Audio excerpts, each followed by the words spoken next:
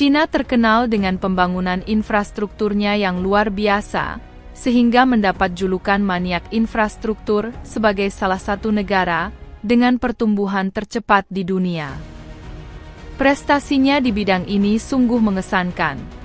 Di sisi lain, India, negara dengan populasi terbanyak kedua, telah lama ingin bersaing dengan Cina dalam bidang infrastruktur.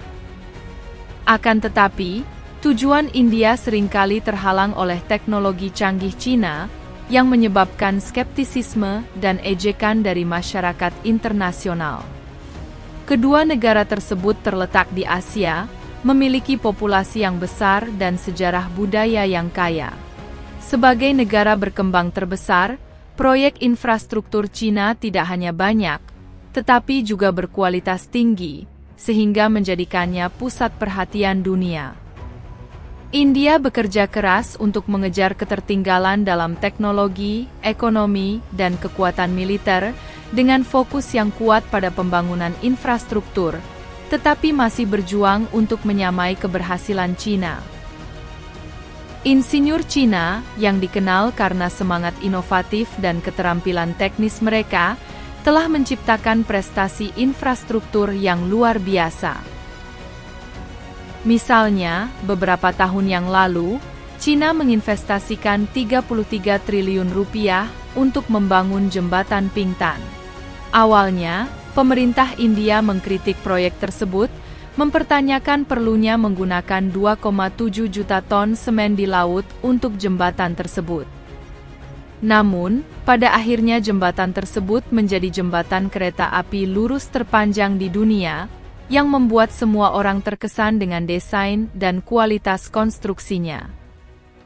Jembatan kereta api Pingtan dipuji bukan hanya karena panjang dan kesulitan yang diatasinya, tetapi juga karena melampaui ekspektasi teknik lama. Selat Pingtan, yang dikenal karena kondisi badainya, memiliki kondisi geografis yang kompleks, mengalami lebih dari 300 hari berangin setiap tahun, dengan lebih dari 200 hari melebihi angin level 7. Musim topan menimbulkan kesulitan besar dalam membangun jembatan karena kondisi cuaca yang buruk. Pekerja seringkali kesulitan, dan paparan angin kencang dalam waktu lama akan membahayakan kesehatan mereka. Erosi dari dasar sungai yang tidak stabil, gelombang, dan angin kencang juga mempersulit proses konstruksi. Namun, membangun jembatan untuk Selat Pingtan sangat penting. Pulau Pingtan, pulau terbesar di Provinsi Fujian, memiliki sektor pariwisata yang berkembang, tetapi menghadapi masalah pembangunan karena jaringan transportasi yang buruk. Untuk mengatasi hal ini, Provinsi Fujian telah merencanakan sebuah jembatan untuk menghubungkan Pulau Pingtan dengan daratan utama, meningkatkan koneksi regional dan meningkatkan pariwisata. Terletak di atas Selat Taiwan dan hanya 110 km laut dari Taiwan, Pulau Pingtan merupakan penghubung utama antara daratan Tiongkok dan Taiwan.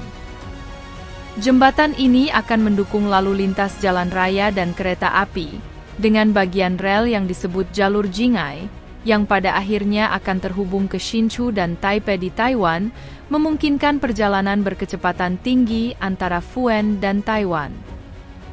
Jembatan ini akan memungkinkan penduduk untuk berkendara dari Fujian ke Taiwan, dan memungkinkan kereta api mencapai stasiun-stasiun besar di Taiwan dalam waktu 1 jam, sehingga sangat meningkatkan komunikasi dan kerjasama lintas selat. Selain itu, jembatan ini memperkuat transportasi strategis bagi militer Tiongkok, yang menonjolkan pentingnya hal tersebut. Ketika Tiongkok mengumumkan rencana untuk membangun jembatan ini di Selat Pingtan, beberapa pakar konstruksi internasional meragukan kelayakannya di wilayah maritim yang kompleks dan mempertanyakan teknologi pembangunan jembatan Tiongkok.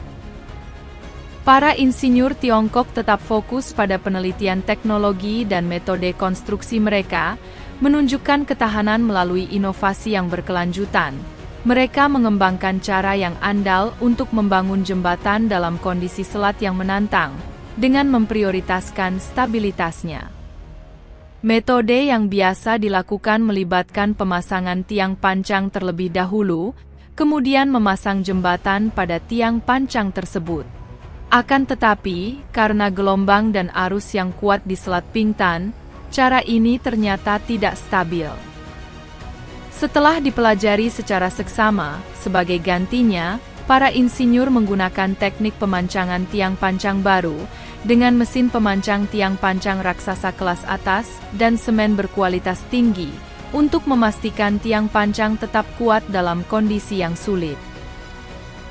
Tiongkok memperkenalkan bor Hoi 801, versi perbaikan dari bor listrik KT 5000, yang menandai penggunaan pertamanya dalam konstruksi jembatan di negara tersebut. Bor ini secara efektif mengelola kekuatan gelombang yang kuat pada kedalaman 40 meter, memastikan tiang pancang terpasang dengan kuat di dasar laut. Para insinyur juga menggunakan rangka baja prefabrikasi dan mencampur semen berkinerja tinggi dengan abu terbang, yang sangat tahan terhadap korosi air laut dan sangat tahan lama, sehingga memastikan penggunaan jembatan dalam jangka panjang. Proyek jembatan rel kereta api lurus Bintan dimulai pada tahun 2015 dan setelah selesai, menghabiskan biaya 2,2 triliun rupiah untuk 2,7 juta ton semen, cukup untuk membangun kembali 8 menara terkenal di Dubai. Proyek ini menunjukkan kekuatan infrastruktur Cina yang mengagumkan, meskipun ada kritik dari India, yang menyebut penggunaan semen dalam jumlah besar sebagai keputusan yang gegabah. Insinyur Tiongkok mengikuti praktik ramah lingkungan dengan melindungi lingkungan laut secara cermat selama konstruksi. Setelah menyelesaikan bagian utama jembatan, pemasangannya menghadapi kesulitan besar untuk menjaga stabilitas dan kecepatan. Tiongkok menggunakan konstruksi berbasis pabrik, di mana bagian besar rangka baja dilas di pabrik dan kemudian dikirim ke lokasi untuk dirakit. Metode ini meningkatkan efisiensi konstruksi dan memastikan kualitas dan stabilitas. Perusahaan kereta api Cina menginvestasikan 80 miliar rupiah untuk membuat derek apung besar dan membangun 12.100 mesin pengangkat balok T untuk memfasilitasi konstruksi struktur utama. Jembatan kereta api lurus Bintan tidak hanya membuat kemajuan dalam teknologi konstruksi, tetapi juga mengintegrasikan berbagai inovasi desain dan metode, seperti teknologi simulasi visual dan perakitan sekuensial lubang ganda. Perkembangan ini telah membangun fondasi yang kuat untuk proyek infrastruktur masa depan Tiongkok. Jembatan tersebut berhasil dibuka untuk lalu lintas pada akhir tahun 2020, menandai pencapaian besar dalam konstruksi dunia, dan memperkuat status Tiongkok sebagai pemimpin dalam infrastruktur.